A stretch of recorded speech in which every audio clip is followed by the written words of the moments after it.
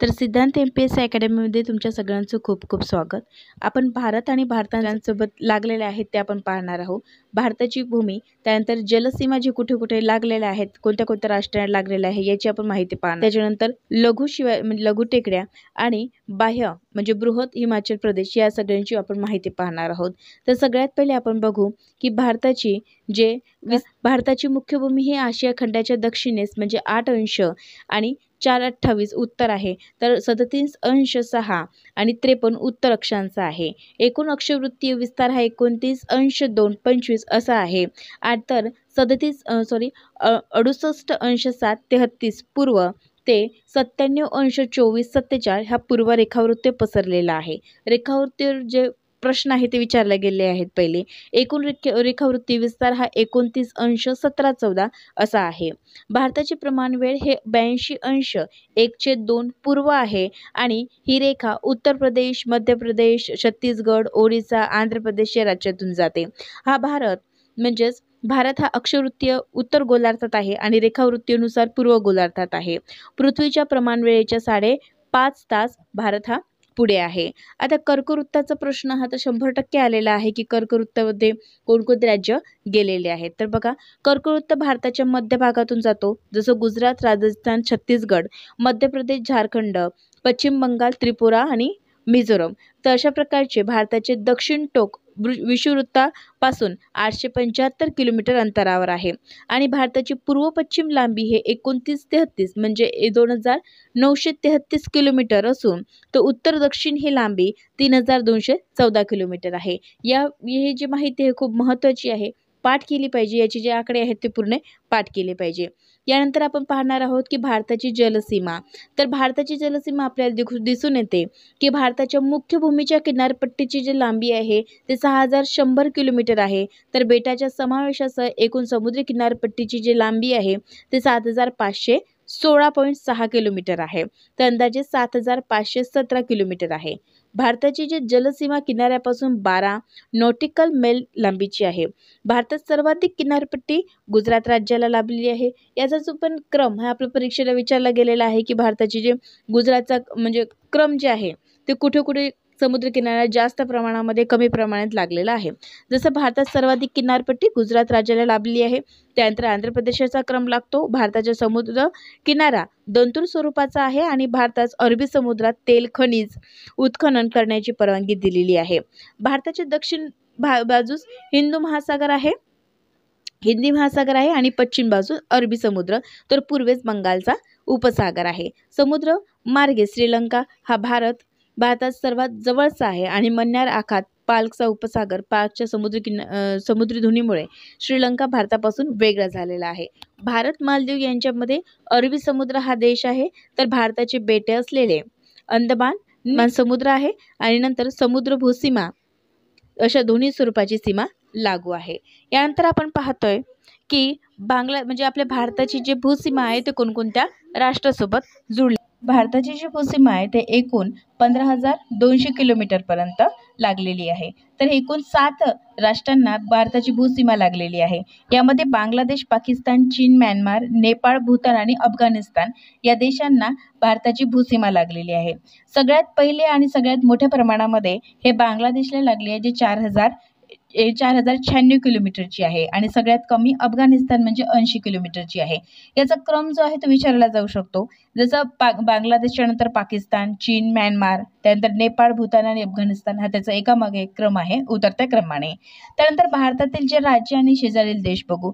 जसं पाकिस्तान असेल तर पाकिस्तानला कोणकोणत्या राज्यांची जी भूसीमा लागलेली आहे ते, तर गुजरात, राजस्थान, पंजाब, जम्मू काश्मीर म्हणजे 22% जवळपास भूसीमा हे पाकिस्तानला लागलेली आहे आणि सगळ्यात जास्त बांगलादेशला लागलेली आहे. ते म्हणजे कारण 4096 किलोमीटरची भूसीमा लागलेली आहे, ते म्हणजे 27% भूसीमा लागलेली आहे.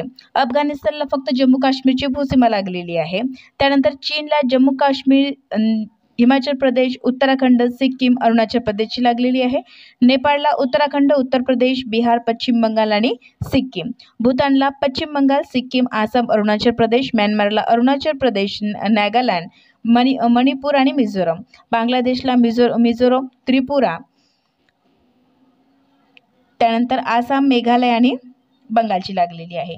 याच्यानंतर आपण बघू की भारतातील सर्वात लांब जी सीमा लागलेली आहे ते बांगलादेशला आणि सर्वात कमी जी आहे ते अफगाणिस्तानला आहे. त्यानंतर भारताच्या शेजारील असे देश आहे की ज्याच्या चारही बाजूला जमीन, जसं भूतान, नेपाळ आणि अफगाणिस्तान, की त्याच्या चारही बाजूला काय आहे, जमीनच आहे. भारताच्या शेजारील असे देश की ज्याच्या तीनही बाजूला भारताची जमीन आहे, म्हणजे भारत लागून आहे, जसं भूतान, नेपाळ आणि बांगलादेश. भारताची सागरी सीमा जिथे सागरी सीमा आहे ती आहे श्रीलंका, म्यानमार, इंडोनेशिया, मालदीव आणि बांगलादेश आणि पाकिस्तान. तर भारताच्या शेजारील ज्याला समुद्र किनारा लाभलेला आहे तो आहे श्रीलंका, म्यानमार, मालदीव, चीन, बांगलादेश आणि पाकिस्तान. त्याच्यानंतर आपण बघणार आहोत की हिमाचल प्रदेश म्हणजे की तृणवली पर्वत असे म्हणतात आणि स्तरित खडकांच्या पर्वत किंवा जलजन्य खडकांचा पर्वत आहे आणि पर्वताच्या गाभा कनाष्क खडकांनी बनलेला आहे. त्याचे दुतर्फा रूपांतरित गाळाचे खडक आहे. आता भारतातून ज्यावेळेस आपण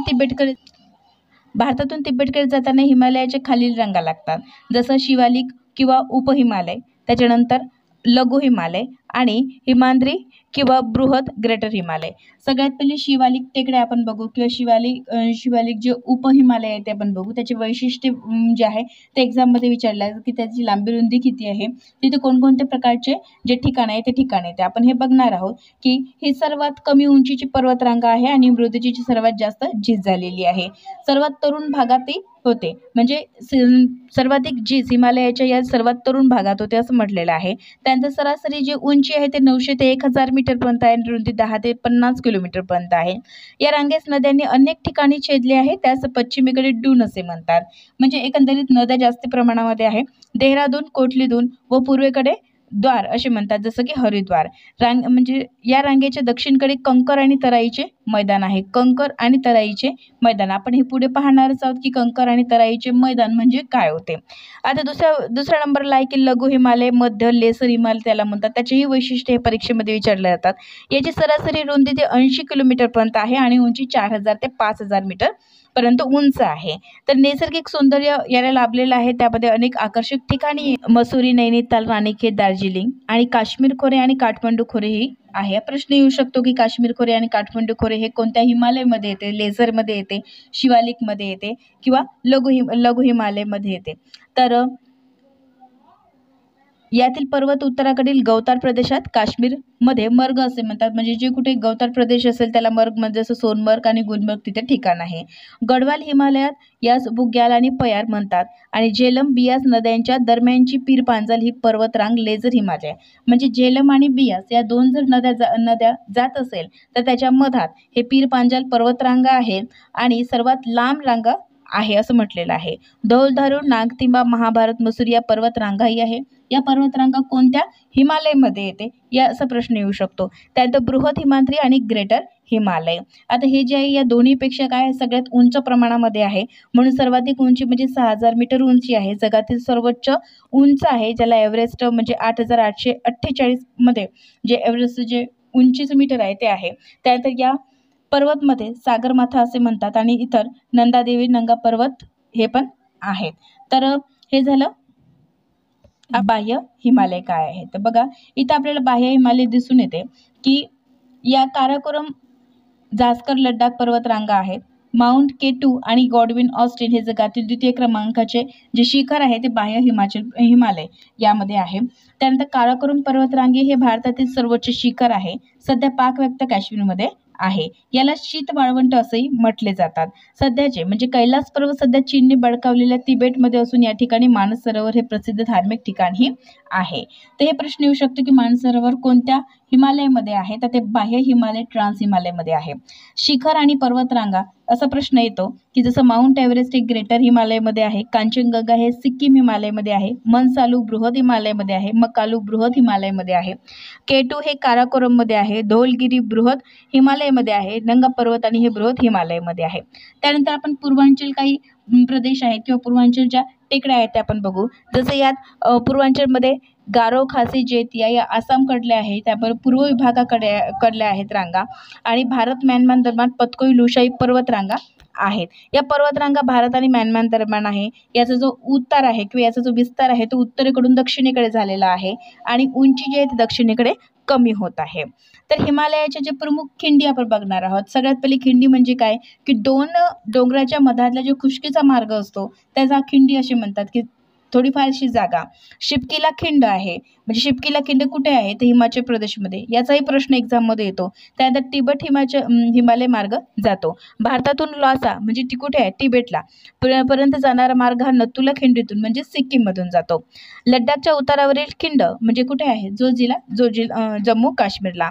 हिमालयातील इतर खिंडी आहेत जसं बोमडिला अरुणाचल प्रदेशमध्ये, जेलपल्ला सिक्कीममध्ये, बारालापचा हिमाचल प्रदेशमध्ये, थांगला नीती पास हे उत्तराखंड उत्तर प्रदेशमध्ये, चुंबी खिंड हे आसाममध्ये आणि खुजेरा पाकव्याप्त काश्मीरमध्ये किंवा जम्मू काश्मीरमध्ये आहे. तर अशा प्रकारचं हे आपलं शिवालिक टेकड्या, लघु टेकड्या आणि भारताची जलसीमा, भारताची भूसीमा आपण बघितलेली आहे. यासोबतच अनेक PDF आणि व्हिडिओज मी घेऊन येणार आहे जी MPSC विद्यार्थ्यांसाठी खूप खूप महत्त्वपूर्ण असणार. ठीक आहे. थँक्यू.